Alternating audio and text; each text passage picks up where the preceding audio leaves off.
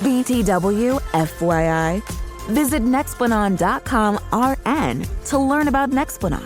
It's an gestural implant, 68 milligrams radiopaque. Or ask your HCP IRL. Okay, TTYL. Welcome to episode 183 of our Casino Combat Podcast. If this is your first time, we've been doing this for almost 6 years now. To understand what we have to offer, please go to casinocombat.com/Fred. Remember to spell combat with a K. It is always spelled with a K. Go to the Fred section, download Casino Combat 101. Welcome to the squad.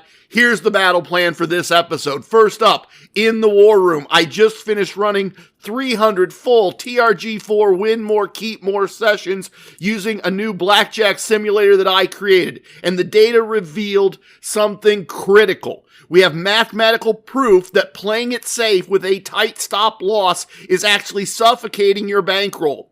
We are going to look at the exact numbers that show why you need to let the variance breathe if you want to win. Then, a candid segment.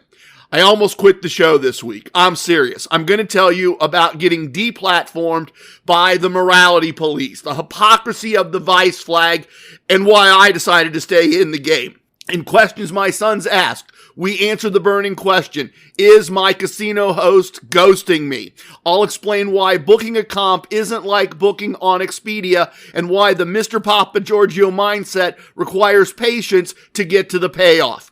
On the travel front, we are doing a 2025 audit of Atlantic City. I'll tell you why I think the boardwalk might currently be the most valuable square mile for gamblers in all of North America, with a property by property breakdown. And finally, we open the virtual VIP lounge for a sit down with John Silva from Insanely Cool Software to talk about a tool that crafts players really need to know about. But first, let me do the thing that keeps the vice police off my back, that keeps this on the air, that keeps this from being taken down by all the hypocrites out there. Non-binary listeners, ladies and gentlemen, heroes and heroines, crooks and crookians, amigos and amigas, familia and squad. The police. The audio performance you're about to enjoy discusses casinos and gambling. We do not recommend gambling with money you cannot afford to lose or that is needed to pay bills. If you have a gambling problem, contact your problem gambling hotline. If you do not know how to contact your problem gambling hotline, send an email to help@casinocombat.com. We will find that number for you and provide it to you.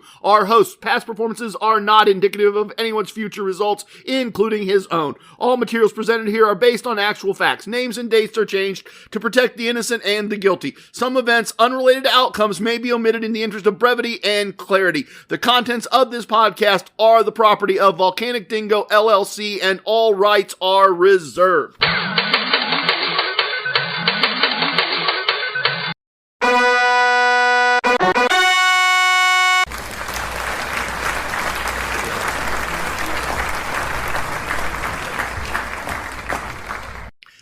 It's me, it's TRG, the Rambling Gambler, just trying to make a living and doing the best I can.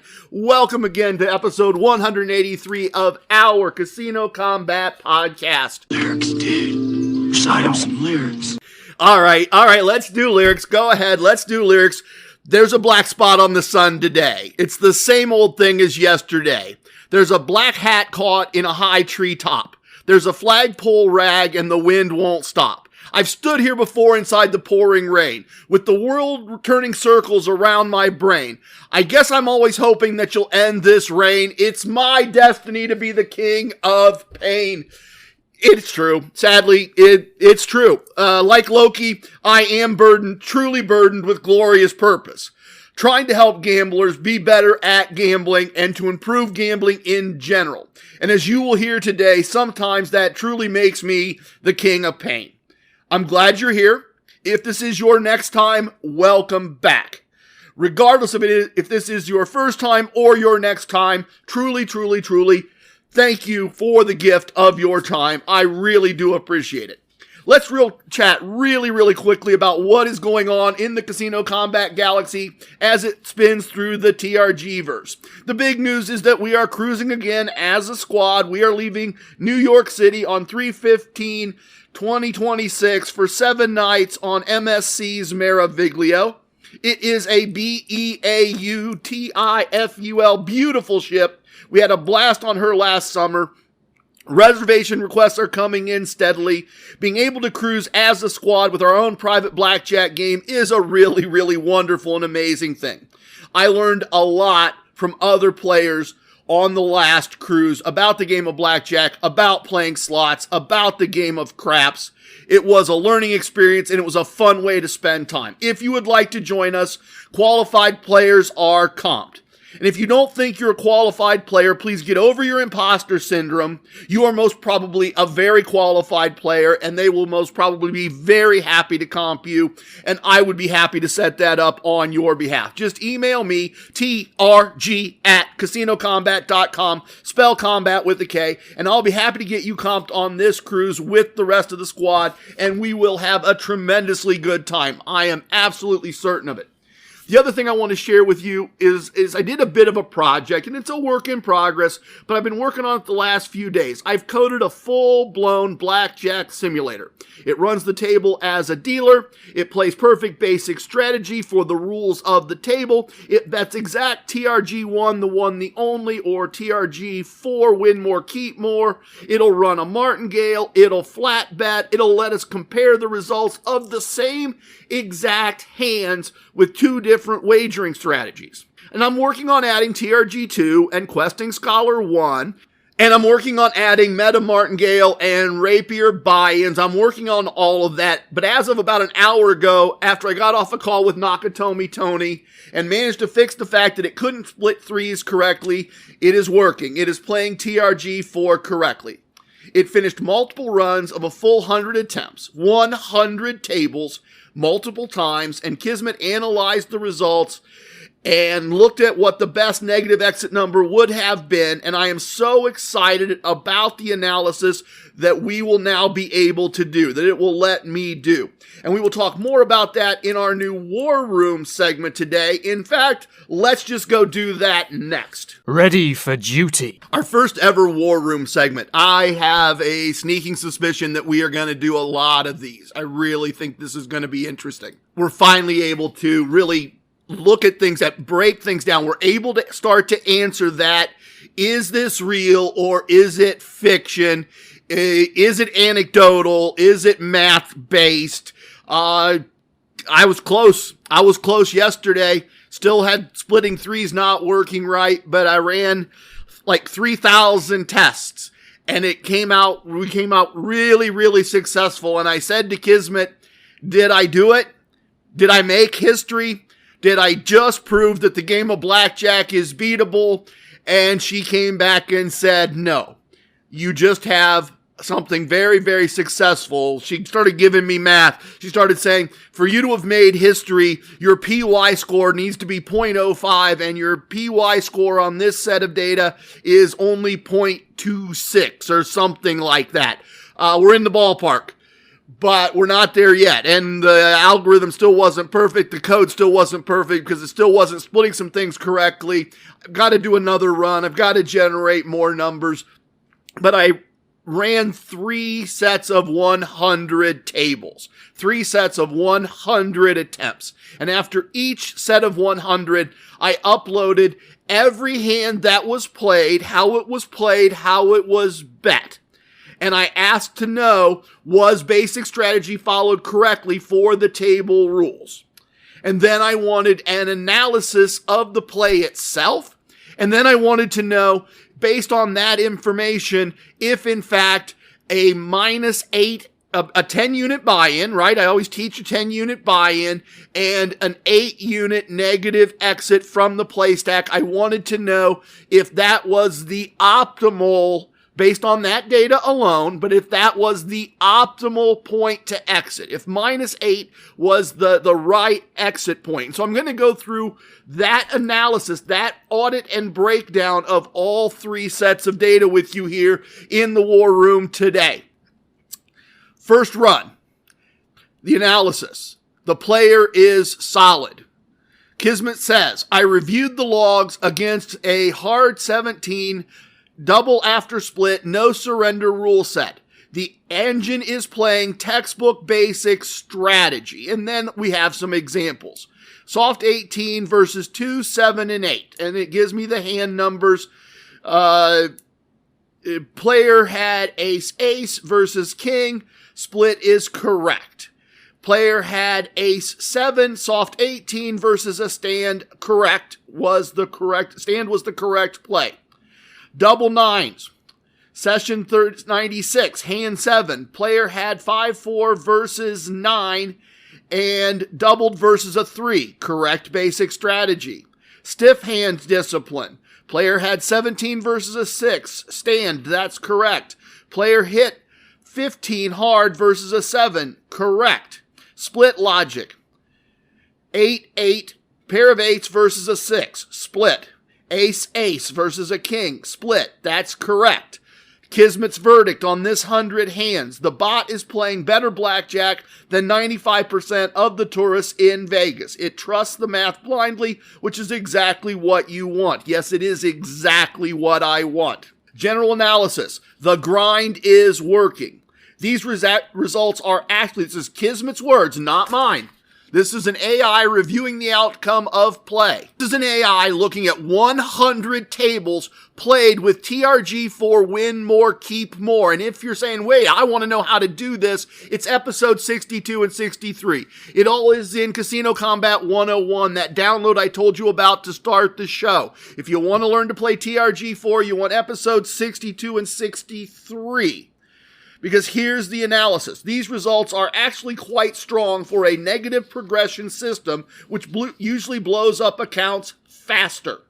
Total profit, 109.8 units over 100 attempts. I was playing with a $10 unit size, so over 100 tables with a $10 unit size, we won just a little over $1,000. Win rate, 42%. You lose more sessions than you win, but your wins are larger and capped while your losses are strictly limited. I've told you that. I told you that from instinct. I told you that from my sense of how things go. The bleed. A 42% win rate is typical for this kind of volatility. The key is that your average win, 180, and remember that's a $10 unit size. So average win of $180 is roughly double your average loss. I told you it worked. I absolutely told you it worked. Wins. You usually hit the plus 12 unit target. That's my number I set. We're looking for a 12 unit win. You usually hit your 12 unit $120 target or a higher progressive tier. That's when things just keep going, because this simulation does know how to do a 3-chip exit and TRG4. Losses often stop at the -8 limit or the negative exit trigger, preventing total ruin. Reality check. You are beating the spread. Hear that again, folks. Reality check. You are beating the spread. An ROI of 3.1% after $35,000 in action is a statistical victory in a negative expectation game. Item 3, the third thing I asked to have analyzed. The greed factor, exit point analysis. Kismet says, you ask, based on the losing attempts, would a lower profit target have saved us? Kismet says, I dug into the logs of the 58 losing sessions. I looked for how high the bankroll climbed before it crashed to the stop loss. The almost moments. Session 72 reached +6 in the win stack before crashing to -2. Session 85 reached +4 multiple times before crashing out. Session 96 reached +2 when crashed. And I will say here that the one thing that this code that I've written doesn't know how to do yet, that I am going to try to incorporate, is it doesn't understand how to do a zero exit. It doesn't know how to think about that and recognize that. I suspect that if I had reached +4 multiple times and then dropped down and done that over and over again, I suspect I would have said it's time for a zero or near zero exit. Doesn't know how to do that yet. It's not built in. It's not perfect. It's not exactly playing like me, but it's close. But here's the data. In almost 85% of your losing sessions, the bankroll never exceeded +6 units. It usually hovered around +2 and -4 before the regressive grind slowly ate the stack. The ultimate target, Your current target is plus 12 units. If you lowered it to plus 6 units, you've converted roughly 5 to 8 of those losses into small wins. However, you have capped your 42 winning sessions at plus 6 instead of plus 12. You would have left roughly 300 to 400 units of profit on the table to save maybe 40 units of loss. Conclusion: keep the target at plus 12. The math shows your current strategy relies on the big pop, the progressive runs that go to 20 plus. Lowering the target to safety, like plus 6, basically turns you into a flat better, killing the advantage of your progressive system. Recommendation: if you want to optimize, tighten the loss limit, that is to say the negative exit, not the win limit. You had many sessions end at a negative exit. Consider moving your loss limit from 8 units to 6 units. You usually don't recover once you drop below minus 6 anyway. Cutting the tail off saves you 2 units per loss without hurting your upside. So that's fascinating, right? First of all, it's fascinating that we can collect the data on 100 hands, played perfectly, bet perfectly, based on the rules of the table as I set them. So if we add surrender and we add dealer stands on all 17s, we'll get different basic strategy play and we'll be able to test that situation. Or we can take surrender out. Or we can play like we're in Detroit and we can re-split aces. We can analyze all of that, and then we can feed the results of all of those hands played. We can collect the equivalent of going and playing 100 hands at Hollywood, at Greektown, in Detroit with their rules, and we can then feed those 100 tables back into the AI, and we can find out things like this. Oh, maybe we should play to a minus 6, not a minus 8. We can analyze positive and negative exit point numbers and have some more certainty on what the right answer is. So, what did I do? I did exactly that. I changed the positive, or the negative, left the positive exit at 12, set the negative exit at 6, not 8, and I played another 100 tables. And Kismet got those table information and table runs, and I said, okay, same questions, run through it for me again. And now Kismet says this run tells a completely different story. The optimization of tightening the loss limit to minus 6 actually backfired. Here's a breakdown of the strategy audit, the results analysis, and the what if on why the stricter stop loss hurt the bottom line. Strategy audit. The engine is solid. The player logic remains impeccable. It is not making mistakes. General analysis. The suffocation effect. Total profit. Minus 51 units. Minus $510. So, for 200 tables, we still have a profit. If we had done this in real life, if we had changed from minus 8 to minus 6, we'd have still had a profit after 200 tables, but we did take a loss on this run, and that's important. Because as much as I've told you this works, if you had said, I'm going to do minus 6, not minus 8, and you'd gone out and done it 100 times at 100 tables, you would have lost money. Win rate, 32% down from the 42% on the previous run. ROI, minus 1.9%. What happened? By tightening the negative exit from minus 8 to minus 6, you suffocated the strategy. Premature exit. You had a massive number of sessions, almost 40%, and at a negative exit. The whipsaw. In the previous run, the bankroll often dipped to minus 4 or minus 5 before recovering to hit a profit target. In this run, those dips triggered the eject button immediately. You locked in small losses instead of giving the math room to breathe. Evidence. Look at session 92. It fought for 13 hands, dipping just below the threshold, and was killed off for a minus $2.50 loss. In the previous configuration, that session likely would have continued. Optimization. The sweet spot. Reevaluating the exit. You asked for the optimal positive exit in the previous chat, and we stuck with 12. Now looking at this data with the tighter loss limit, the problem. You're being stopped out before you reach the plus 12 unit target, the bounce. Looking at the winning sessions, they tend to explode quickly, and we know that. We get in that progressive side, and boom, we're in good shape. The losing sessions slowly bleed out. The verdict: a -6 negative exit is too tight for the volatility of this specific progressive system. The regressive grind phase, betting 1 unit to recover, needs roughly 4 to 6 units of wiggle room to work. By setting the limit to -6, you only gave it 2 or 3 units of buffer before the hard stop. Recommendation: loosen the leash. Go back to the -8 or even -9 loss limit. You need to survive the variance to hit the progressive streaks. And that instinctively feels right. That instinctively feels right to me. Profit target: keep it at 12 units. The winners, like session 34 and session 51, prove that when it runs deep. Cutting it short would leave money on the table. Final answer: this specific run failed because we choked the engine.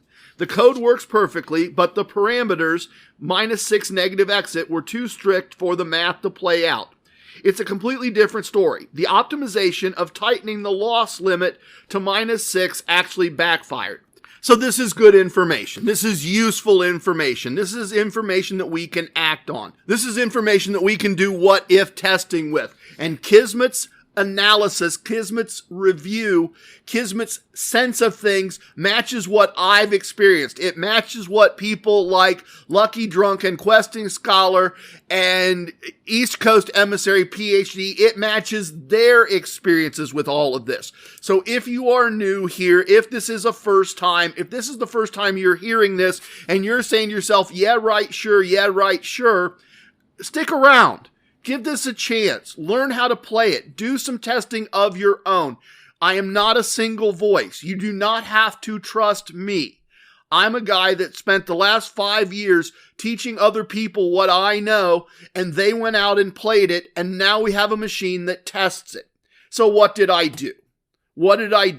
I changed the number from 6, not to 8, but to 9, and I ran the whole thing again. And I put it back in, I put the logs and the summaries back in, and I had it broken down 1/3 time. And here's the result. Same type of information. The player logic remains impeccable. The player part is not making any mistakes, and that is critical. This is so critical, right? If the player part of this code is not playing perfect basic strategy, then the results don't matter. The results are meaningless if player mistakes are being made. But we know now for the 3rd time that the player part of this app is perfect. It is playing perfect basic strategy. In fact, Kismet even humorously added, the player logic is flawless. It is not tilting, which is hysterical. The idea that an app could actually go on tilt is pretty funny.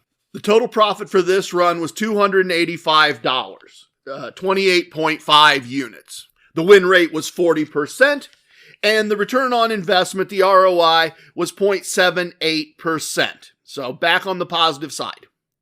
The save effect. I found exactly what we are looking for, Kismet says.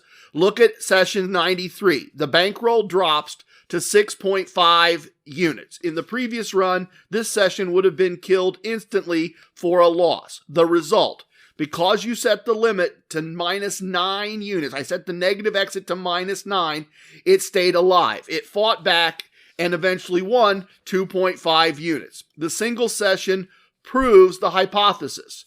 You need roughly 7 or 8 units of depth to survive the variance of the recessive grind. This is pretty neat for me, right? I made those numbers up for myself. Years and years and years ago. I started playing TRG2, and TRG4 is the evolution of that, but I started playing TRG2, Always Be Grindin', years and years and years before I started recording this podcast. Years and years and years before I started keeping records at the level of detail that I do now. To have some analysis that says 7 or 8 as a negative exit is the depth we need is really good information. Then Kismet says, you ask, what would the optimal positive exit point have been? I analyzed the 60 losing session to see if we missed an opportunity to take the money and run. In 78% of the losing sessions, the bankroll never exceeded plus 5 units. Only 3 sessions out of 100 climbed above plus 8 units and then crashed to a loss. The verdict: keep the profit target at plus 12 units. If you lowered the target to 8 units, you would have only saved 3 sessions. However, you would have capped your 40 winning sessions early, and many of those winners, it says like session 100, rocketed right past plus 8 to hit your plus 12 target or higher. Session 100 hit plus 17 units. Saving 3 losses, approximately 27 units saved, is not worth chopping 4 units of profit off of 40 wins, approximately 160 units lost. Final recommendation for you to share with the listeners. You have a stable, profitable configuration here. Strategy: TRG 4, win more, keep more. Loss limit: minus 9 units. Do not tighten this. The math needs oxygen. Profit target: plus 12 units. Do not lower this. You need the big wins to offset the grind. The status: the tool is working. The logic is verified. The strategy is profitable in this sample. And then she says, you are ready to record. Go get him, Tiger. Every once in a while, Kismet's a lot of fun. Look, this is amazing. And I gotta say, 3 runs of 100 tables each with slightly different math in terms of when to exit, is not conclusive. It doesn't prove anything to me. I'm not telling you that I'm now switching how I play and I'm going to start looking for a minus 9 instead of a minus 8. I'm not saying that at all. But what I am saying is that I now have the ability to test things, multiple configurations, multiple rule sets, multiple table types, and in general, with 300 tables analyzed by AI, the tool is working. The logic is verified. The strategy is profitable. Those are powerful things. Those are powerful statements. We're getting powerful feedback here that what I taught all the way back in episode 62 and 63 does actually work. And it doesn't work because I said so, and it doesn't work because other listeners say so. It works because I've now put 300 perfectly executed examples through an AI and analyzed what is actually happening in that sample size. That's powerful stuff. Despite that being powerful stuff, I am going to do a bit of a personal share here. I got no choice, partly just for my own mental health, maybe a little bit. Let's go say some mean things. That's really, really, really, really, really, really, really, really, really, really, really not nice. All right, let's pivot. We just spent time talking about the blackjack simulator tool that I've built, a tool that should help us understand the math and keep more of our money. And that leads me right into something that's been burning a hole in my brain all week. And it is therefore time for TRG to say some mean things. And today I have to say mean things about the whole corporate blue morality police that run the internet. Here's the situation. I tried to do something really, really simple. I tried to set up a mailing list, and I tried to build out Linktree a little further than where I had it. Tony and I both have chips. Nakatomi and Tony and I both have chips with a QR code that used to lead to a Linktree. And I tried to add to that so that I could accumulate a mailing list and that I could have this all built out to try to help everyone get more comps. Not try to sell you something, not try to get you to make a bet, not try to get you to bet over your limit. I was just trying to expand my ability to help us all get free rooms and meals and shows and flights that we've actually earned, that we actually deserve. And what happened? I get banned. I get deplatformed. I get account suspended. And I appealed it and I said, hey, look at the content. Look at what I'm actually doing. Look at my materials. I'm teaching game protection and bankroll management. And the response I got back, which was probably from a bot, because I can't get any humans to actually learn and listen, I get back the basic answer: too bad, gambling is wrong. We don't support that industry. You can't do business on our platform. And so let me say, the hypocrisy of this is actually what's just making me so very angry. It is perfectly legal for the state to run ads 24/7 telling you to buy lottery tickets where the return to the player is 50%. It's perfectly legal for Wall Street apps to gamify the stock market on your phone. But if I want to send you an email telling you about a cruise coming up on which we're going to play a game with a 99.5% return and get a free steak dinner out of it, I'm the bad guy. I'm the criminal. I'm the villain. I'm the shady dude trying to somehow do something untoward.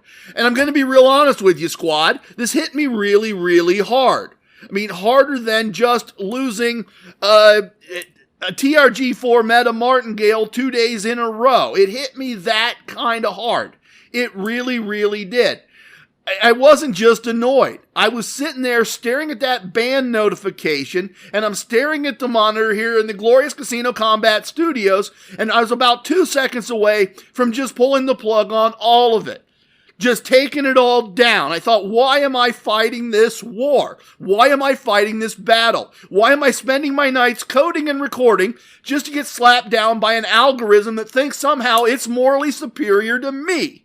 It really is tough to take. Some part of me was saying, just scrub the servers, close everything down, walk away from this casino combat thing, use what you know, go play blackjack, go make some money. It feels like I'm playing a rigged game. And if the game is rigged, I'm not playing. But I did. I took a breath. I thought about the emails I get from everyone. I thought about the people we've met on cruises. I thought about all of you. I thought about the gift card that Espresso King sent me last week to say thank you. And I realized I was just kind of metaphorically on tilt a little bit as it relates to everything. I was angry. I'm not the kind of person who quits. Let's be honest. If I was the kind of guy who quits, I would not have spent the better part of 20 plus years convinced that I could somehow beat the game of casino gambling and finding a way to beat the game of casino gambling. I was on tilt, but I'm not somebody that walks away. I'm somebody that steps back, takes a look at things, and executes the plan. So I've had my rant. I said mean things to the empty room. I shared it all with you, and I got back to work. We'll find a different way to do this. We'll find a different way to communicate. We'll find a different way to share things. We'll figure out how to get around the hypocrites in corporate America. I'm not going anywhere. I'll just work harder and figure it out. I really will. That's just the way it's going to be. So for the algorithms and the corporate morality police, you can ban my links. You can't stop the signal. We're good.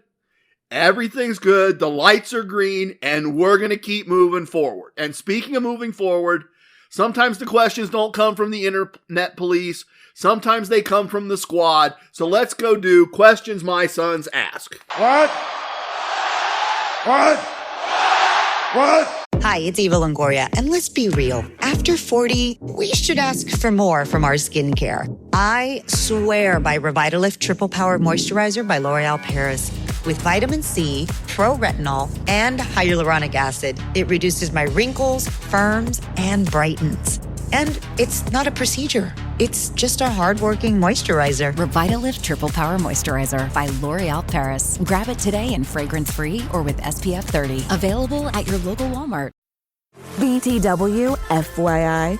Visit Nexplanon.com RN to learn about Nexplanon. It's an adjustral implant, 68 milligrams radio pain. Or ask your HCP IRL. Okay, TTYL. My sons ask questions about gambling. Listeners ask questions about gambling, and members of the squad ask questions about gambling. So here's the story about the question so that then we can get to the answer. A member of our squad made a reservation through one of my hosting bosses at Premier Casino Hosting, Michael. And then Michael found out that he was a member of our squad and a very good friend of mine, someone I talk to all the time.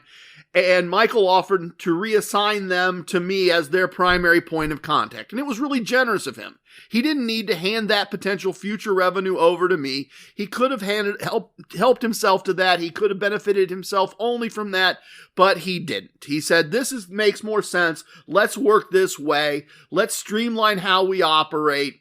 That reservation that had already been made isn't until mid-March. It's way out in the distance from our point of view, from the inside, the communications point of view.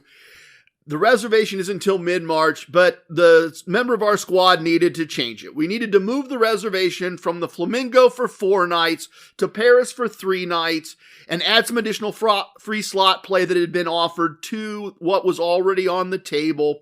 And we needed to add a 1-night stay at the Plaza. The plan for the travel was to spend some time on Fremont Street anyway, so why not grab a room comp and diversify the stay a little bit. Great thinking in terms of travel planning. Excellent plan. So I put in the request on a Wednesday or a Thursday morning to ask for those changes, and on Friday I get a text asking why the member of our squad had not heard back from Michael yet, why they didn't have confirmation numbers yet.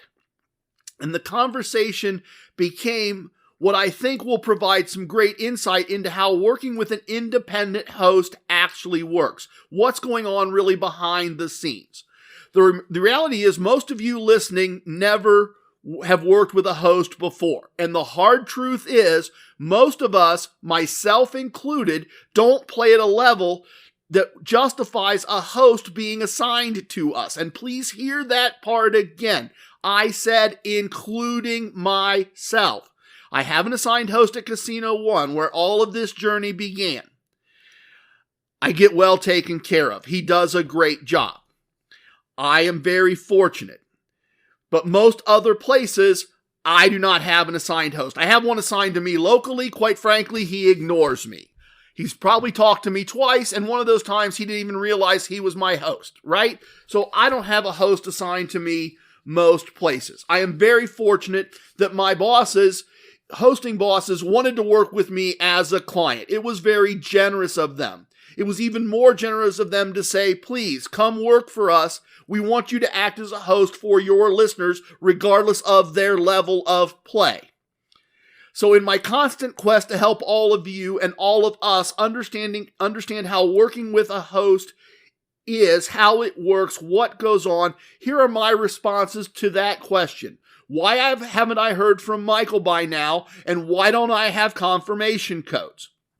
I said, you didn't hear back from Michael on this, and you won't. Unless you go to him and say, TRG isn't doing a good job or something to that effect, you're not going to hear back from Michael. And I said, I don't want to make that personal to him. I said, this is not specific to you, but as an illustration. Michael doesn't want to take 6 of those texts from 6 guests today. He wants me to take 3 texts and correctly answer all of them. He wants Dustin, a coworker of mine, to take 3 and answer 2 and bump 1 of the 6 questions up a step to be resolved. I've had this conversation a few times, and once or twice with myself as well. Each of us has to decide what level of knowledge and frustration we want to have around this topic. And note that I've said I had the conversation with myself. I get it. We want to make it like calling a Holiday Inn and making a reservation, or going to Travelocity and making a reservation. It's not. For all practical purposes, 24 hours ago, so I must have done this on a Thursday, 24 hours ago, I texted you confirming that I was going to change things. I made sure I knew what our friend, my guest, wanted changed, and then I texted it over to the partners. One of the partners, Michael communicated back that he had seen it and he would handle it. 2 partners saw that and they stopped paying attention. I didn't go back and look, but I'm paraphrasing. This is what I said to him. I didn't go back. I'm paraphrasing from memory, but roughly an hour later, the communication went the other way. Michael to me. I've made the changes with Caesars. I've told Plaza to comp him a room in the better and quieter tower. This is fast. This is my opinion, but this is fast. Michael could have been driving from one of his companies to another before picking up his son from wrestling practice, but he got it done in an hour. Michael isn't concerned. This is easy stuff. He does it all the time. Michael communicated to me. I communicated back to you. I'm not concerned. This is easy stuff. I do it all the time. I make a note to follow up in a few days if I don't hear anything. You think hearing that TRG is nuts. This is important. This is special. I'm going to Vegas. I took time off from work. I used PTO. I got permission from my wife. I bought plane tickets. As I said, I get it. But think about what is happening downstream. A casino person, not a hospitality person, at Caesars is looking at a screen full of requests. This person is on a team of 5 that does this for all of the Caesars properties in Las Vegas. And one member of his team is out. It's his Friday. It's that person's Friday. So the team is down 1. And another team member has COVID and is out sick. So the team is down to 3. And they're looking at this huge screen. A 7 stars player needs a limo tomorrow and they must have a suite. And then there's a normal comp we need to do for tonight. And a normal comp tomorrow with free slot play. And a normal comp tomorrow with resort credit. And 3 people for the poker tournament on Sunday.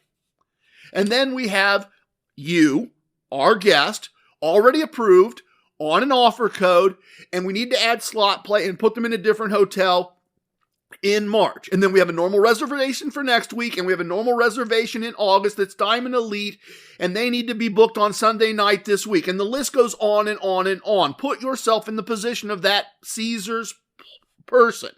How would they prioritize that list? At the Plaza, this entire process is one person's job, and it's not their whole job. It's maybe one person's 1 hour a day job. And when I put that request in and when Michael put it in, it may be their Sunday. And they may have PTO today to watch a kindergarten holiday program. No one is throwing out red flags here. No one in any organization is worried about this. The backup does not need to be called to deal with this. It's March. When Sue, and I'm making this up, I've never met her, I don't know her name, and she may be a he, I have no idea. But for illustration, when Sue is in on Saturday, because this is taking place on Friday, the conversation is happening on Friday. When Sue is in on Saturday at 1 p.m. Pacific Standard Time, when she does casino reservations, she will deal with it. And she will make sure it's the Quiet Tower. And it's for a new PCH guest, so she might try for a higher floor or a better view, or she might decide to add a resort credit, or all of the above or none of the above. And the guys at Caesars now, having handled the whale first, and all the this weekend guests, will get to the request to move somebody in March, and then they'll do the next December people and get things done. And then both the Plaza person and the Caesars person will communicate back to Michael, and Michael back to me, and me back to you. And that does sometimes take a few days. What happens if you just make the reservation with a website for the Plaza? You have a confirmation almost instantly, and there is a 98+% chance a room will be ready for you at check-in. It will be whatever room they assigned. It may be a low floor. It may be loud. You don't know that tower matters when you're online. But I did. I'm your host. I was there 2 weeks ago. I know how to make that request and make sure good things happened. Ditto Caesars if you use the app or the website. You might even have a couple choices with Caesars. They're a bigger operation. And by the way, at the Plaza, when you use your reservation that you made through Travelocity or Expedia, you don't go to the front of the check-in line via the VIP rope. They don't hand you an envelope with a player's card and a welcome letter with an on-site contact name. They just hand you a room key when it's your turn in line. When you leave, you pay the agreed-to price. With Caesars, you use their app. It's probably comped. No one is checking for back-end comps. If you ask a pit boss about your rating and he says it's a low number and won't fix it, no one is calling his boss's boss and getting it fixed while you're still in the pit. It's all good. You made the reservation. You got the confirmation. You got the room. Everyone did their job. They're not doing anything extra. They're not doing any favors. That's the trade-off. Certainty and immediately versus sometimes some goodies and a little extra consideration. Just not quite as quickly and not quite as seamlessly. A longer process, especially on reservations in the distant future. If you were in Vegas right now, unhappy with Bellagio, this would be done in an hour because it would move you right to the front of the line. We each, as players, have to decide for ourselves. And honestly, if you are not trying to expand your travel, for you, maybe this way doesn't make sense. For me, I've done it both ways, and this way is better for me. If I get past Casino 1 on my own, no one gives a crap about my level of play at a host level or above. When PCH take cares of things, 35% of the time-ish, some type of bonus stuff happens. 60% of the time, someone treats me better than my play merits. My advice as a friend, a podcaster, and a casino host is try it this way once or twice. Then decide if next time you want to just book it yourself. A short time later, I got a follow-up question. Okay, this is really outside my comfort zone. This feels wrong. Am I just supposed to show up at the plaza and say, I have a reservation? And my response to that question was, no. You will have a confirmation number well before then, well before you leave. If I haven't heard anything by Monday, I'll bump Michael. It's on my list. There is just no reason after 24 hours to start setting people's hair on fire over a reservation that isn't for this weekend. But for perspective, for the soft open event at the plaza, I told Michael a month out that I was going. He replied, got it, good, you're going. From experience, and only from experience, I didn't think about it again. 6 days-ish before I was set to leave, I got a text in a group text. I have all the confirmation numbers for everyone. I'm going to email them out. A bit later, I had a confirmation number. But here's the thing. If the really abnormal and strange were to happen, and either the room isn't ready for you or you are flat out unhappy in a way that can't be resolved, you are not stranded without resources in Las Vegas overnight. We will quickly light people's hair on fire and get you booked at one of the station casinos or at M Resorts or back at one of the Caesars properties. This did happen at a station casino. A guest showed up. They were told the reservation was for tomorrow. They texted me. I freaked out. I thought I had screwed up. I thought I had made a mistake. I checked. My dates were right. I checked the confirmation. The confirmation said the reservation was for that day. I immediately hit up the partners. The partners started calling Val, the BP for all stations properties. That's actually her real name. She's a very nice lady. I told the guest, you need to go to the Players Club and set a pin anyway. Please go do that now. If I don't have a resolution for you once you're done with that, grab a drink. It's on me. I'll send the money over. When I texted that the room was ready, the front desk had the keys ready, use the VIP line. When I texted the guest had just finished setting their pin. It had been less than 15 minutes from first text to resolution. Working with a host is not like using Travelocity to make a reservation. You have to kind of find that Mr. Papa Giorgio energy I've talked about. If people say they've got you, they've got you. I learned a lot from this conversation. I realized something I've never really considered. When I want to go to Casino 1, I don't make a reservation. I just text my host, Bubba. I'm coming down Friday if I have a room. He texts back, you're all set. Thank you. That's it. Nothing else. And I show up and I expect a room. And it's almost never a problem. I check in, I stay. I don't check out, I leave. I'm a Mr. Papa Giorgio. I'm not a Rusty. I run with that energy as much as I can, despite the fact that I almost ranted and went on tilt and shut everything down over a bunch of hypocrites. But that's how it works. That's what happened. As I said, almost never a problem. Almost never, ever a problem. It's just a very casual thing. It all just happens. And very much not like being a hotel guest. So one time I showed up at Casino 1 and they didn't have a room for me. I showed them the text. They said they were sorry, they didn't have a room for me, and the hotel was sold out. I called Bubba. I didn't get an answer. I texted Bubba. He sent a text back. Sorry I didn't answer. I'm at a christening. Give me just a minute. We played a slot machine. I got a text while we were playing saying, "You're all set. Sorry about that. My fault. Use the VIP line. Your room is ready." I will accept that working with a host isn't for everyone. It's different than making a reservation.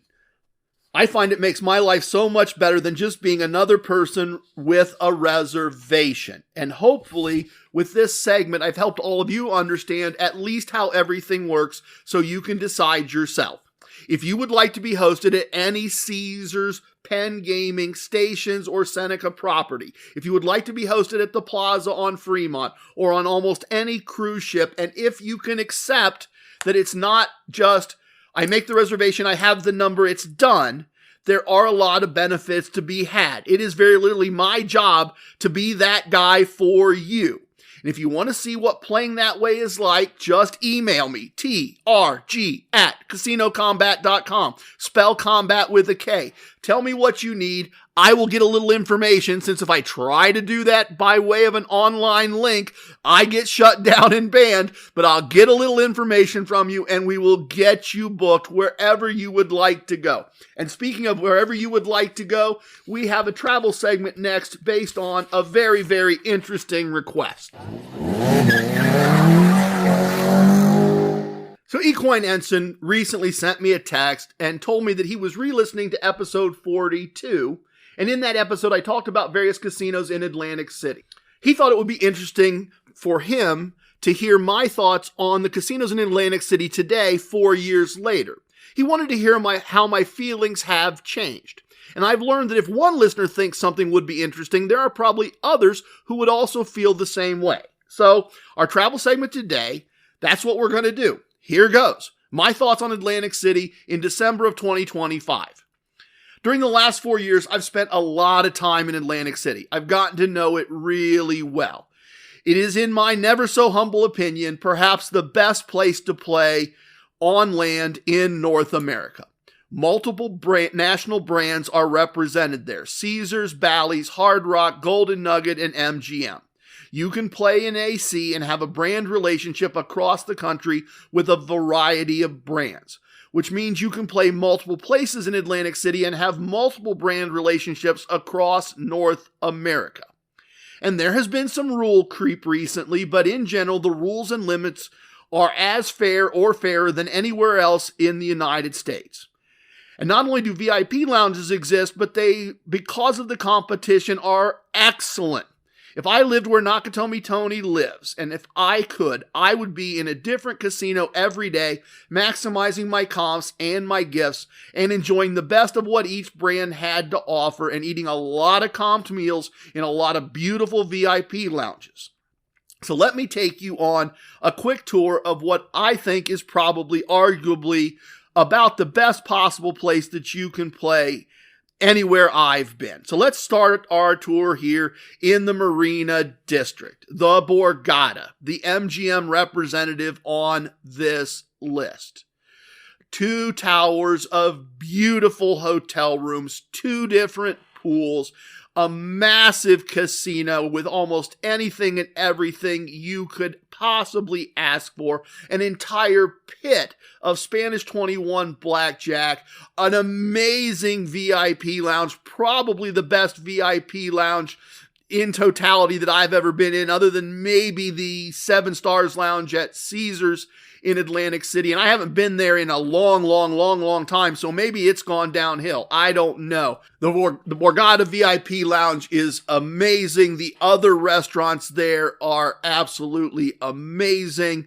It is a wonderful place. I'd be happy to just be there anytime I had a chance to be there. And the fact that it's part of the MGM brand and the credit card spend that I have turns into free slot play there all the time. They're just everything to love about the Borgata. Next up, let's talk about the Golden Nugget, the next entry in the Marina District. I love the Golden Nugget. I really do. I've only played there a little bit from time to time. It's not a good pattern fit for me. It's not a good brand fit for me. But I love the Golden Nugget. It is old school. It is small, which means it is easy to navigate. That is not a knock. That is not a negative. That means it is quick to get from A to B. I've never been to their VIP lounge, but I have heard nothing but good things. I like the old time feel. I like the classic feel of that place. I like the fact that it's a locals place. It really is. You find old time kind of Mr. Papa Giorgio vibe when you are playing at the Golden Nugget, and I would never have a complaint playing there. Which then leads us to Harrah's, the final entry in the Marina District, and the fact that they have done great things to make the Marina District more walkable, to make it possible for you to move from place to place. They have a sidewalk system and a boardwalk system down there, so you can get from one of these to the other.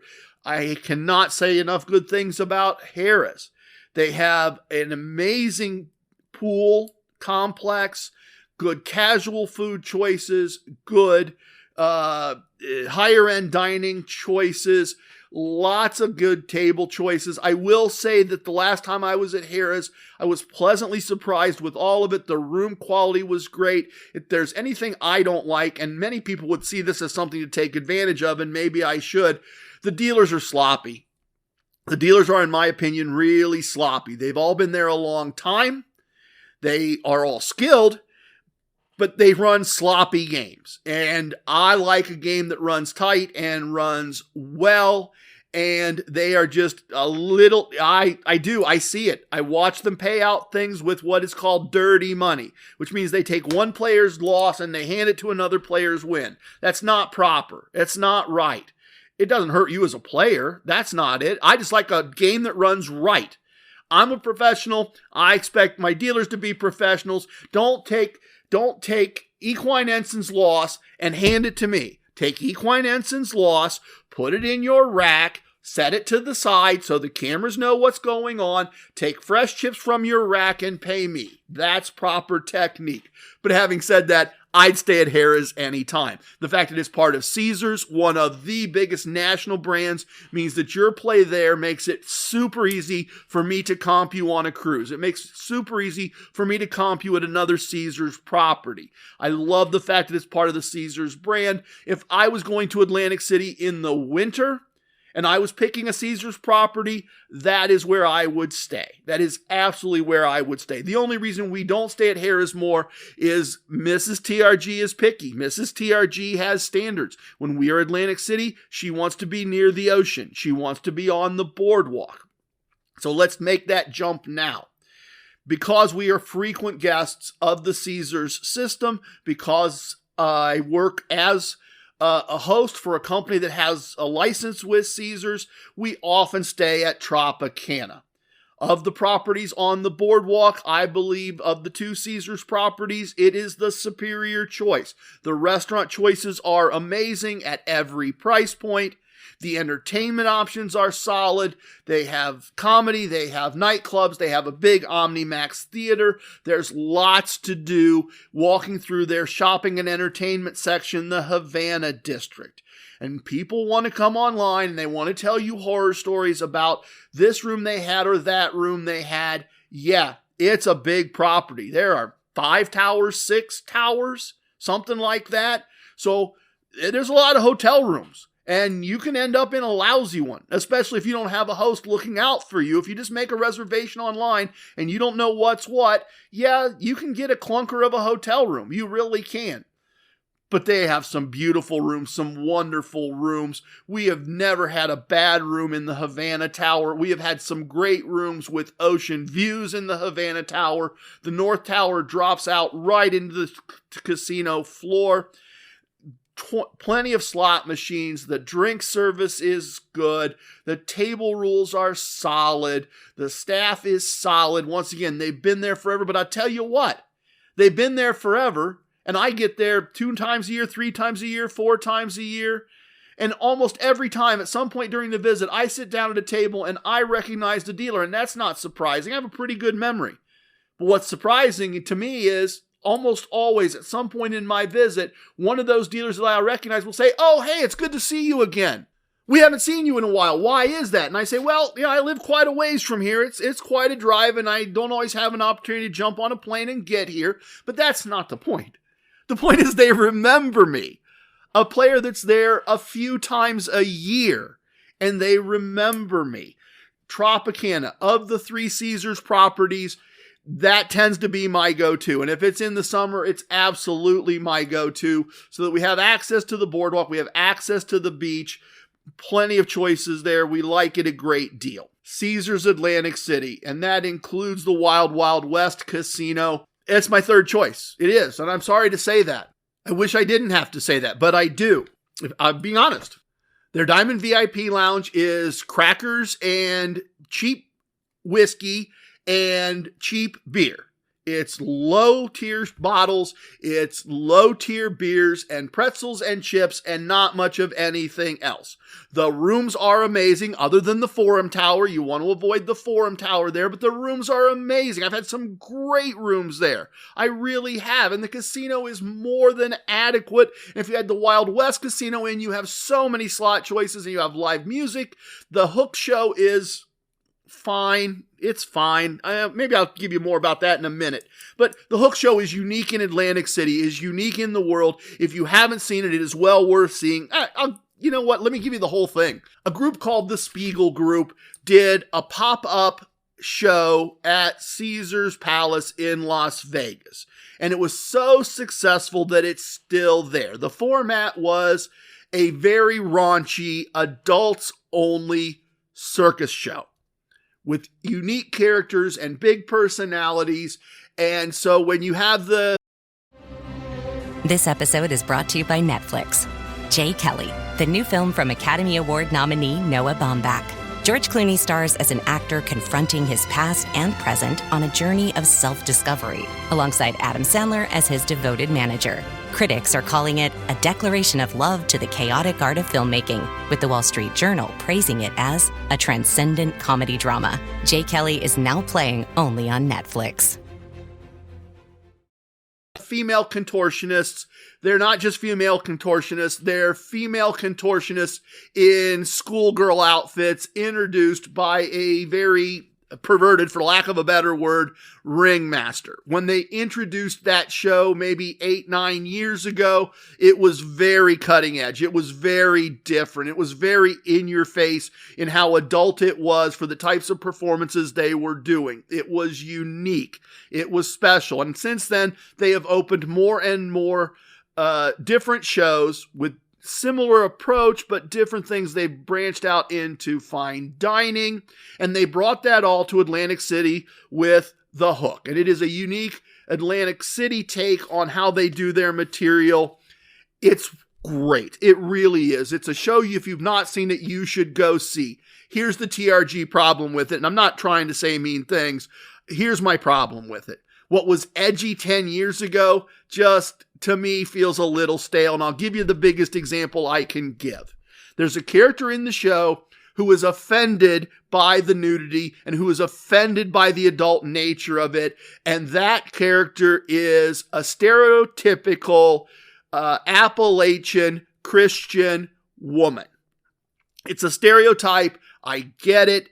It's fine. But it seems safe. It seems boring. It seems to me that in 2025, having that character instead be a bearded male Islamic imam would be a much edgier take. It would be a much more unique take. It would be a much more accurate, dead on the nose take, and it would be funny for that reason. So when I watched The Hook the last time, as much as I enjoyed it, I just thought it was playing it safe, not being edgy. But if you were going and you'd never seen it, I would tell you to go see it again. And Caesars has the best location of any casino in Atlantic City. It is smack in the middle of the boardwalk. It is the best location. And you can walk right next door to Bally's. So if you don't mind spreading your play out, you're fine there. The high-end dining at Caesars Atlantic City is amazing. The problem I have is the casual dining is not very good. There are not that it's not good, it's just there aren't a lot of choices. It's kind of pizza and a coffee shop. It just, every time I'm there, I find myself having to go other places to eat if I wasn't in the mood to drop $200 at Gordon Ramsay's pub, which I love, by the way. I love going to Gordon Ramsay's pub and dropping $200 and getting the Wellington and getting the filet mignon, getting the sticky toffee pudding. I love doing that. The problem is when I just want to grab a quick bite, I don't like my choices. There aren't enough of them. I end up having to go other places, which means I'm not using my comps. I'm not charging it back to the room. So I tend to not pick Caesars Atlantic City as my first choice of the 3 properties. And I guess now you know why. Right next door is Bally's. Bally's used to be part of the Caesars brand. They were forced to sell a property during the merger with El Dorado. And in many ways, it is that lack of that 1-2 punch that is problematic for me. I like Bally's. Probably the best views of any VIP lounge anywhere in Atlantic City.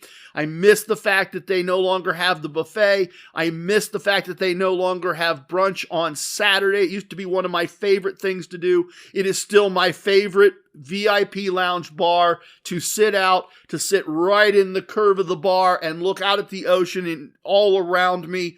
Sandy is the bartender there. She is an amazing mixologist. The rules for blackjack in their high limit room at Bally's are the best anywhere. They have some games there. Last time I was there, when I checked, minimum of $50, and you were playing arguably the best blackjack of anywhere in the world. I think I calculated the house advantage is 0.4 or something like that, 40 cents per 100. Incredible rules. The dealers are always great. The rules are good. Food choices are good. Under new ownership, under the Bally's ownership, they are now rolling out new restaurants, new food choices, new options. They've been remodeling things. They've been renovating things. They are trying hard to improve what they bought. And I would look forward anytime to going back and staying at Bally's again if I had the opportunity. Resorts, it is often called the retirement home of Atlantic City. I think that's unfair. I like the classic old-timey feel. I do. I love playing blackjack at resorts. Every time I've stayed there, the rooms have been great. The service has been great. Lots of food choices once again. Great location. Plenty of options. You can walk to other places fairly quickly. I often have comps available at resort, and I'm often inclined to take a comp at resorts if I need a place to stay. I would again anytime. No problem with that. And I will say, if you're local, if you live close, every time I get my mailer from resorts, I have something different comp to me every day of the week. It's slot play, it's a toaster oven, it's a meal comp, it's virtually every day there is something that they are offering. That leads us to Hard Rock. It's excellent. It is chrome and rock and roll and loud. I'm always happy with everything there. The only thing I'm not happy about is I will go and I will play there more than I play at Resort or more than I play at Borgata or more than I play any number of other places, and they never offer me anything. And all those other places offer me something. All those other places reach out in some way to say, we want you to be our guest. And these folks never do. I never ever get an offer from them. I never ever get an opportunity from them. So as a result, I find myself less inclined to go. I have only been to their VIP lounge once. It was right after they opened, and it was a temporary VIP lounge, and despite its temporary nature, it was an excellent experience. And I have heard nothing but good things about the Hard Rock VIP lounge. We have a member of our Excelsior Brigade, Double Down 21. He hangs out there a good bit. Nothing bad to say about Hard Rock other than they just don't seem to want me as a customer. And maybe that says all we need to know. Finally, Ocean. I have said it before and I'll say it again. I think Ocean is amongst the most total all around. It is among the best total packages of resorts and casinos anywhere I've ever been. The rooms are great. The standard rooms are absolutely amazing. The views are fabulous. You're right on the ocean. You're just enough away from everything that it has a little bit of exclusivity. It feels a little bit high-end because of that. The bar restaurant in the lobby is everything I could want and more. There's always somebody sitting having a drink any time of the day or night. There are great food choices right there. The service is always impeccable. The finishes, the layout of the casino, the way they've used wood and light, the fact that the pool is both indoor and outdoor, the VIP lounge there is great. We are just deciding, when we are deciding which is better, we are deciding Ocean or Borgata, and Borgata's just edging it out just by a teeny bit. I certainly understand. Atlantic City Empress and East Coast Emissary PhD, that's their place. And they don't move from their place very often, and it's hard to argue with their logic or their thought process. If I was picking one place if I was only getting to Atlantic City a couple, 3 times a month, I can certainly see Ocean being my choice. It is arguably, if you don't need relationships other places, if you're not looking to also go to New Orleans and also go to Las Vegas and also go to Kansas City, if you don't need to do all those other things, if you just want the best, it is hard for me to fault the argument that says Ocean is the best property in Atlantic City. The close second would be Borgata or Hard Rock, and Borgata isn't on the boardwalk. And that's kind of where I land on that one. So there we go. A 2025 look at my thoughts on all of the properties in Atlantic City. I think that was a great idea from Equine Ensign. I'm glad he did that. And so now, the crazy thing is, folks, I have almost buried the lead in all this, because I still have for you, in this episode number 183, I still have from you an amazing offer for all my craps players. I have an amazing interview. Let's go to the virtual VIP lounge. Let's have a sip and let me tell you all about it. A little bit of the bubbly. Welcome to the most must-listen to segment in casino lifestyle podcasting, the virtual VIP lounge. Our lounge is open, and we have the best virtual everything virtually all the time. The best virtual food and drink served anywhere on the interwebs, guaranteed, or your money back. Our lounge is decorated for Christmas. We have an amazing Christmas tree. Please see it in your mind. I have got a wonderful Christmas ale sitting right here that I am enjoying and will continue to enjoy. If you can, press pause and join me. Pour a drink, make a plate. We have a guest here in the lounge today. We have a guest with us, and in almost all circumstances, I would dare to say for almost all podcasters, this would be their episode. This guest and this offer, we literally have a rocket scientist who discovered the game of craps and then developed an app to track how you're setting the dice, what your dice outcomes are, email yourself results that you can analyze. This guy, you'd wait till you hear this. In fact, let's just do that. I did an interview with John Silva of Insanely Cool Software, and here it is. Joining me today is John Silva, literally a rocket scientist, a computer scientist who worked with NASA, worked on a variety of projects for the United States government. But he's here today not to talk about rocket science, but to actually talk about a piece of software developed by Insanely Cool Software called the Craps Dice Control Trainer for craps players, obviously not for blackjack players. So John, thanks for being with me today. I really appreciate it. My pleasure. Appreciate you joining me today in the virtual VIP lounge. I've taken a look at the software. We've put your video that introduces the software, everybody, on the video part of our services on Spotify. Everybody go over, check out the video of John's app.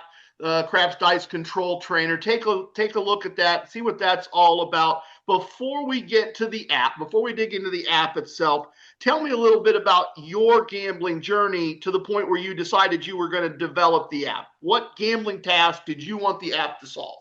Well, basically, my neighbor turned me on to craps. He actually has a casino craps table in his garage. And it's just a way, remember when you're in high school, you had your buddies you'd hang out with, and it was kind of like, not to use certain terms, but it was like a safe space where you could be as raunchy or whatever as you wanted. You call bull crap and everything. That's what it was like hanging out with these guys.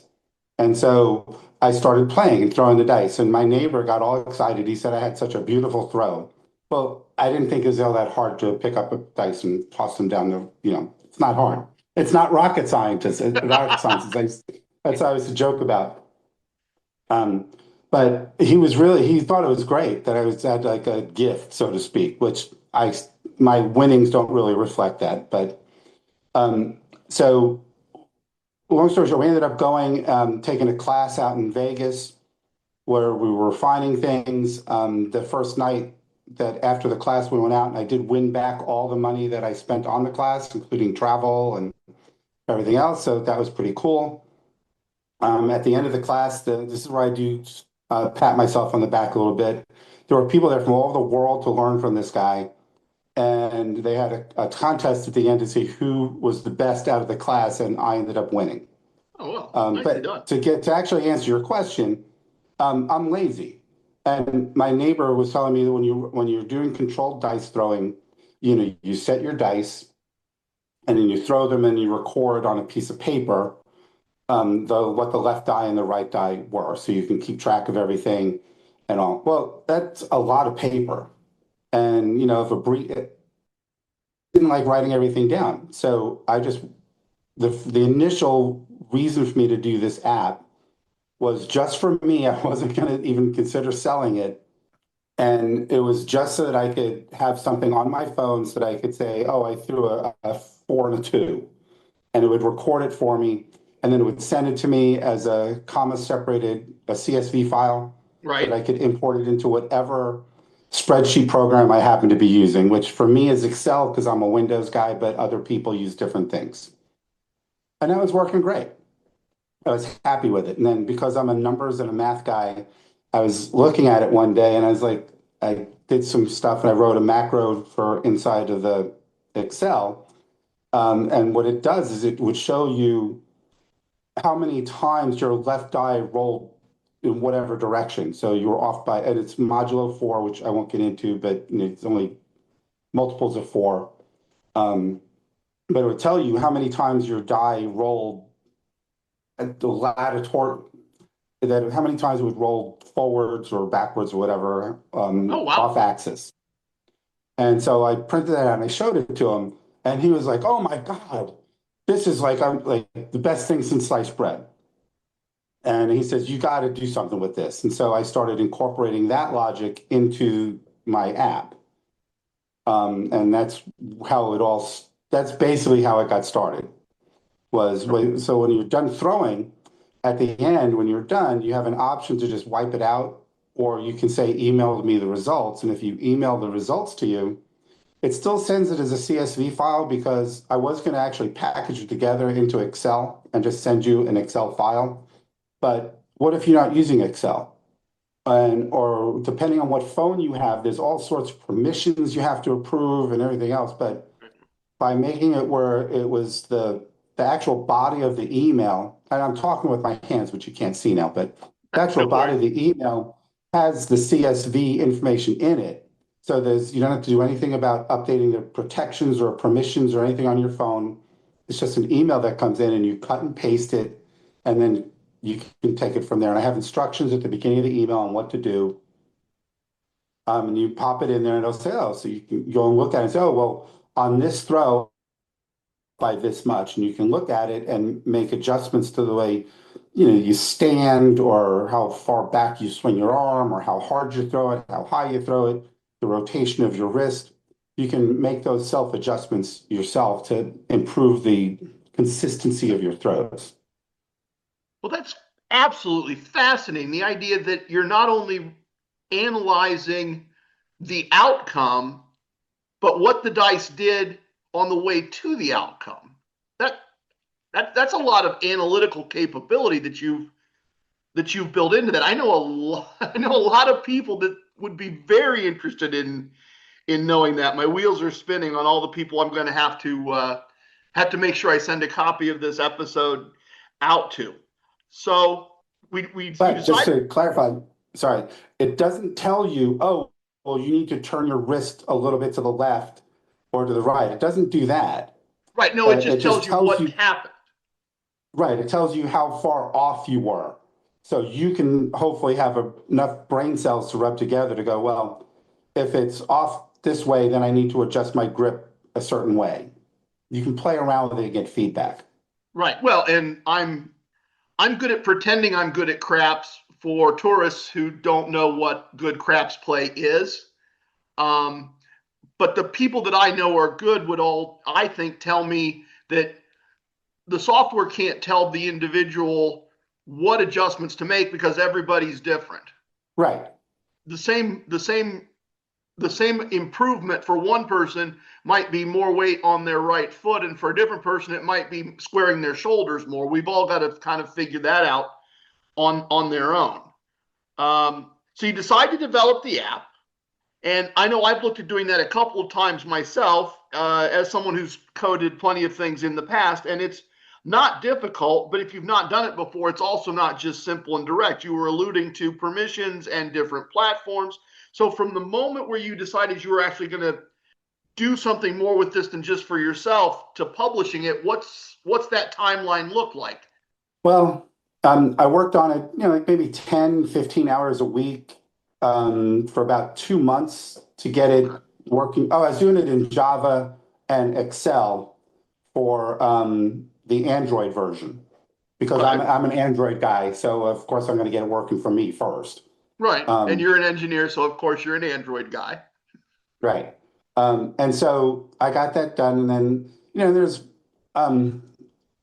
like paperwork and administrivia, things that Android puts in place to slow you down. And so I got it all said it was kind of working. And I foolishly thought that because Java is, for the most part, universal, that it would be a simple task to port it over to Apple. Because all my neighbors, for some reason, are all Apple people. So they were like, well, John, this is great on your phone, but, I want it on my phone. And one of them actually went out and got an Android just so I could put it on the phone for him. I can see that. Because they didn't want to wait. Right. Porting it to Apple was non-trivial. I promised my wife that I would not really bash certain platforms that I don't like, such as Apple. Does not support Java, which I did not know that until I tried to port it over.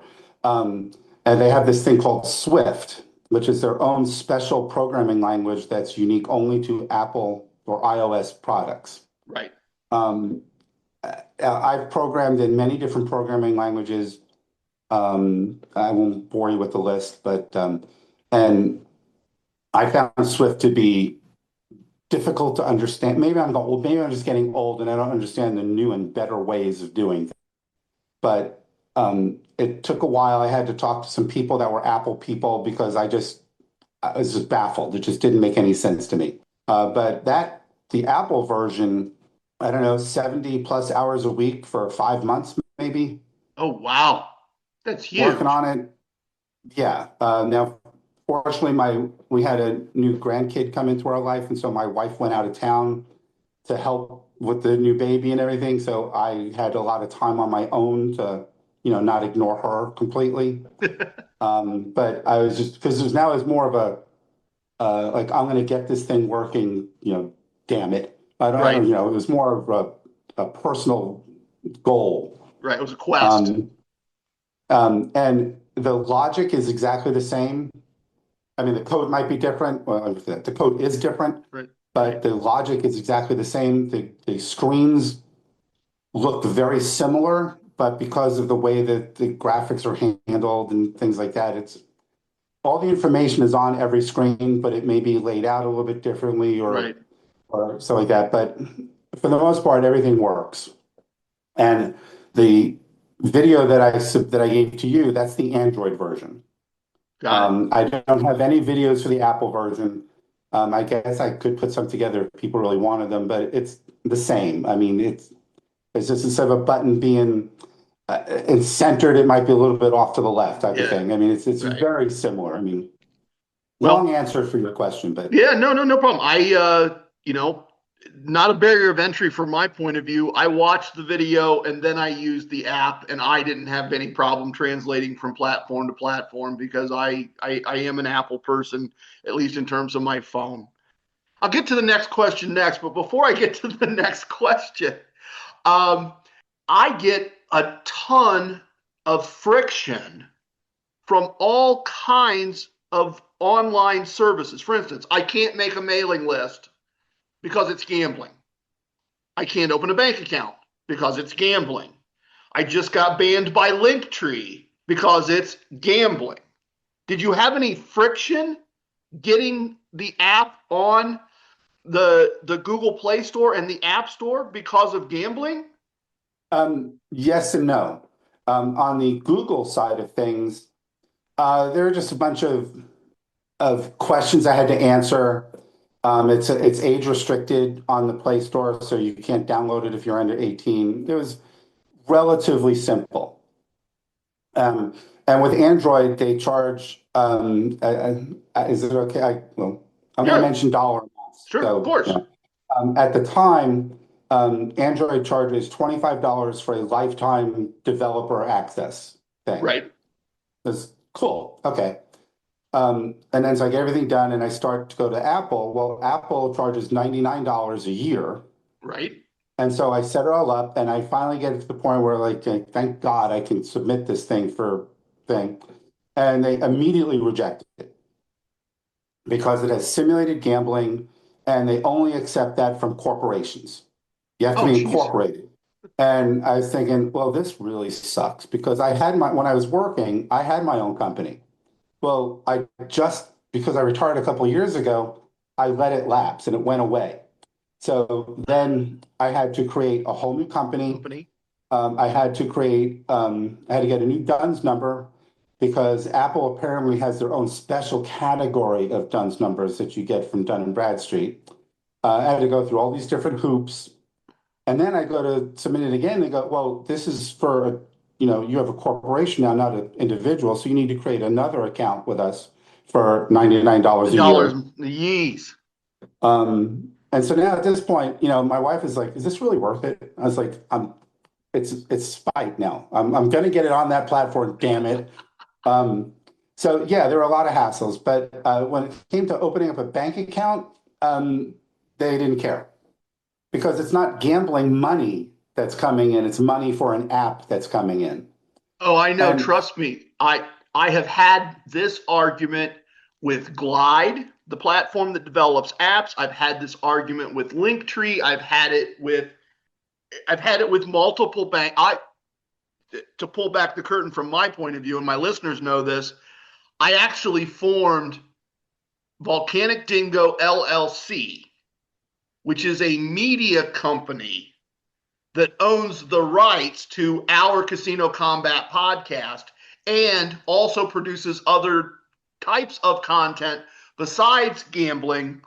And they were allowed to open a bank account. But opening a bank account for our Casino Combat podcast, no bueno. No one would touch that. Everybody told me I had to go to where I live, here in parts unknown. They told me that there were specific banks licensed to work with the legal casinos, and I would need to go to those banks. And then, of course, when I go to those banks, they go, "You're an idiot. You don't do gambling. You just teach stuff. We're not going to open it." So I was in that catch-22. So Catch-22. I just went around it. Well, I might have just been lucky and picked a bank that was okay with it. But I mean, I went and I actually showed the woman the app on my phone, and she thought it was really cool. Right. And she goes, "Well, how much money can people win through your app?" And I'm like, whoa, no. I added it has most of the gambling, most of the betting is in my app now because I kept adding stuff to the Android version when I was waiting for Apple to get their act together and approve me. Right. But it's not 100% correct. It doesn't include the VIG or anything like that. It's more to give you a general, the gist is how would I do in general, not exactly. Right.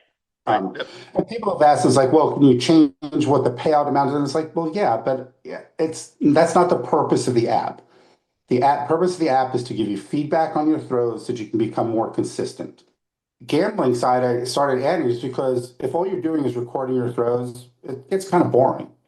But if you can see, oh, well, if I started with $2,000 and after doing my 100 rolls for the day, I was up, $3,000, it's like, wow, I did great. And most days that's how it is for me. And some days it's like, well, yeah, I got my ass handed to me. Right. Because, no matter how good you get, as my neighbor would put it, he goes, if you're playing baseball and you're batting 350, you're a multimillionaire because you're like a superstar. But that means you fail 65% of the time. Yep.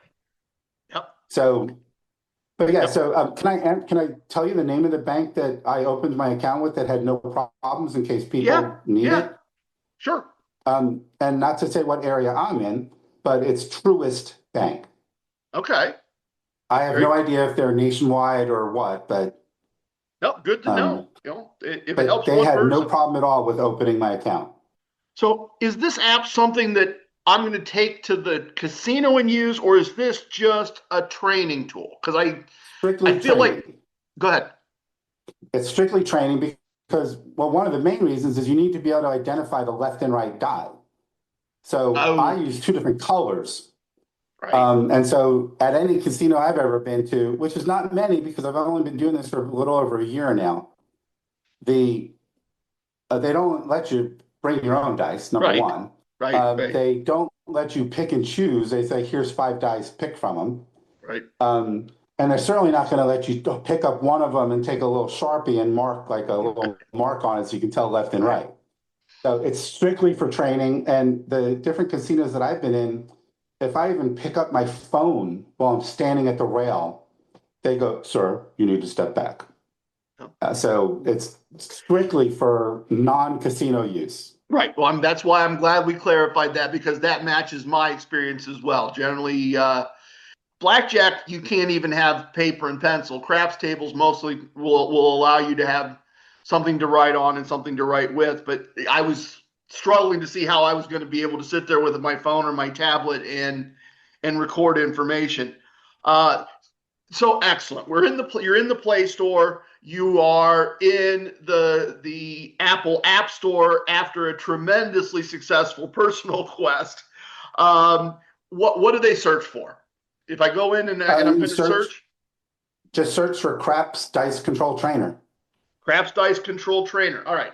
Same name, both platforms, everybody. Craps Dice Control Trainer. You're looking for the one from Insanely Cool Software. They are a little behind. Unlike us, we would spell cool with a K. Insanely Cool Software is spelled with a C. Don't have your Casino Combat hat on and think you have to spell everything with a K. That's unique to what we do. I really appreciate you doing this. I think the app is incredibly cool and incredibly useful. Great name for the company. Anything else you want to tell the audience? The virtual VIP lounge is yours. Whatever you'd like them to know, please feel free. Okay, well, first, the Craps Dice Control Trainer in the Android store is not through Insanely Cool Software because I haven't moved it over to the corporation yet. Okay. But just if you look at it, it comes up with a blue and a red die as the logo. If you look at the video, you'll see or go to the webpage, it pops up, and that's what you look for in the Play Store. Excellent. One of the things that we're debating adding is, with when you do dice setting, there's 24 possible combinations to set up the left die and the right die. Well, that means that there's 576 different possible combinations for you to throw the dice with. One of the things that we're thinking about doing, haven't done it yet because it's going to be a lot of work, is if you have your dice set, you say, let's say I did 50 throws using the 3V. Right. Well, would it be convenient or would it be helpful if the app would then say, if you had used the hard way set instead, you would have thrown less sevens. Because 7 is the enemy of pretty much all craps players. Right. And so it could run through the other, whatever dice that you use, it could compare your results against the other 575 different possible ways you could have thrown the dice and said, well, if you use this other set, you would have done better on that particular set of throws.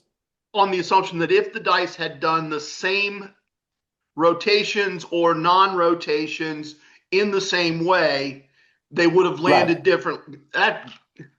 Wow, that's amazing. All right. If you do that, when you do that, you have to come back on. We have to tell people about that. I know so many people that would be so interested in that. I really do. But because, as you practice, you should in quotes, get more consistent with your throws, which means that if your left eye tends to roll off to the left 3 times or something. Yes. Well, that means that if I started with a different setup, I would you should get consistently the same results, just different results. Right. But what an amazing analytic tool that would be for people. Wow. That's fascinating. That So really what we're is. thinking about doing is like you get either at the end of when you send yourself an email, right now it just has instructions on how to copy and how to put it into a spreadsheet program. And then I could either add something at the bottom of that saying, based on this set of data that you provided, these are the sets that you could have used that would have resulted in less 7. Wow, that's amazing. Or I could have it set up where maybe it sends a second email. I haven't decided yet how we want to do that. But based on your reaction, I wasn't even sure if it would be a good idea, but apparently it would be. I know, like one of the things I've done a number of is I've gone on what my bosses call a dice cruise. They're craps people. I'm kind of the off to the side blackjack guy. So we have these groups of 30, 40, 50 people, most of whom are craps people. And we take over entire craps tables and they have somebody that sits there with pen and paper and records all the results. And then by the second or third day, everybody's gathering in the bar in the casino 30 or 40 minutes before the craps tables open, and they're running through spreadsheets about what everybody's done and what their tendencies are and all of that kind of stuff. And while they can't do 2-colored dice and all of that, they would without a doubt, when they're practicing, be fascinated to collect that level of data and know that an alternate I know so many people that would absolutely think that's absolutely amazing. In fact, I can't wait to press publish on this and let them know not only about this, but about the possibility of what you might do in the future. And the other thing is, any of your listeners, if they want, the app is available for an outright purchase where you own it and you have it forever and you get all the free updates for as long as I can reach a keyboard. Or you can get just a monthly subscription where it's a certain, I think it's $5.99 a month. And as long as you subscribe, you'll keep getting updates and you'll still be able to get analysis and stuff like that. Any of your listeners, if they want, send an email to me at John, John, at insanelycoolsoftware.com.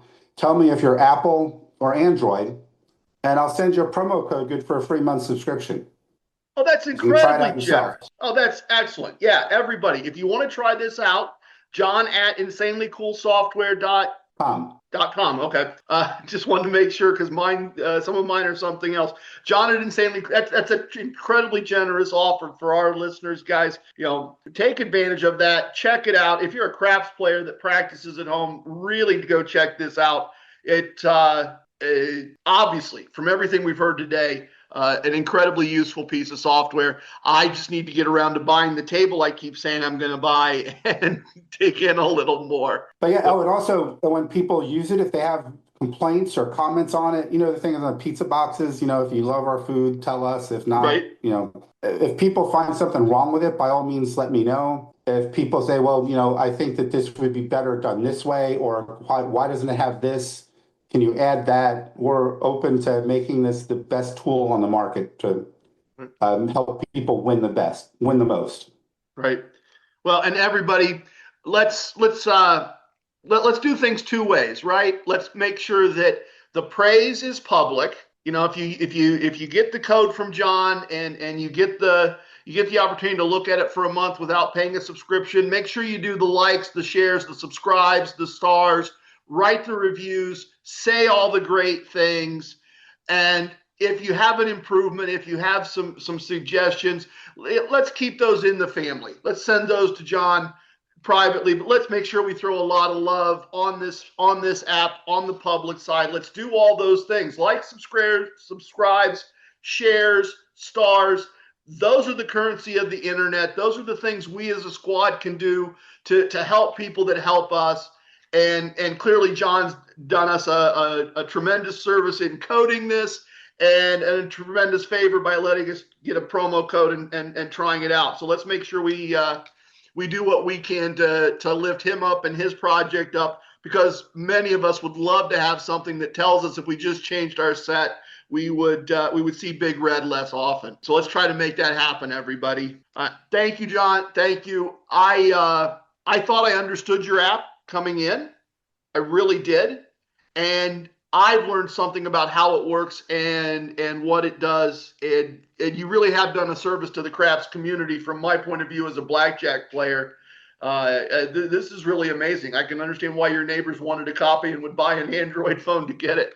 Thank you very much, John. It was a pleasure to have you here in the virtual VIP lounge today. It was great. It's my first podcast ever. Once again, big thank you to John for coming on with me, and a big thank you for the offer he's made to everyone listening. If you'd like to try his software out for 30 days, email John, John, at insanelycoolsoftware.com. When you ask for the code, please make sure you tell him that you heard about it from this podcast. Please let him know why you're coming to him. Please let him know that you're one of my listeners, member of our squad. We really want him to know that, and we really want to try to support him in his efforts, anything that we can do online for him. One more time, that's the Dice Control Trainer app. Email John at insanelycoolsoftware.com. Tell him you heard about it here on our Casino Combat podcast and that you would like a code so that you can try out his app for 30 days before you decide if you want to subscribe or not. Please tip your waitresses, tip your bartenders, tip your dealers. If you have a host, tip your host. Remember your wisdoms, everybody. Don't tip away your wins. I have spoken. Everything you heard here is true from a certain point of view. In 10 years, we may find out I was wrong about all of this. It's time for leaving, and I hope you understand I was born a rambling man. Love it, hate it, it don't matter. Please share with your family and friends. Goodbye, everyone. Thank you for listening. Thank you for the gift of your time. Stick around. The best part of the podcast is next, the Casino Combat Blues.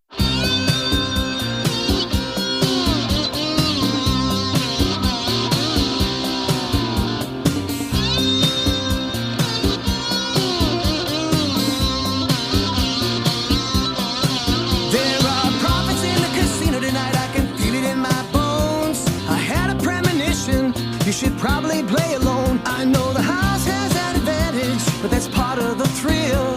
If we follow the core concepts, the chips begin to spill. So baby, here's your player's card. Put your bankroll in your hand.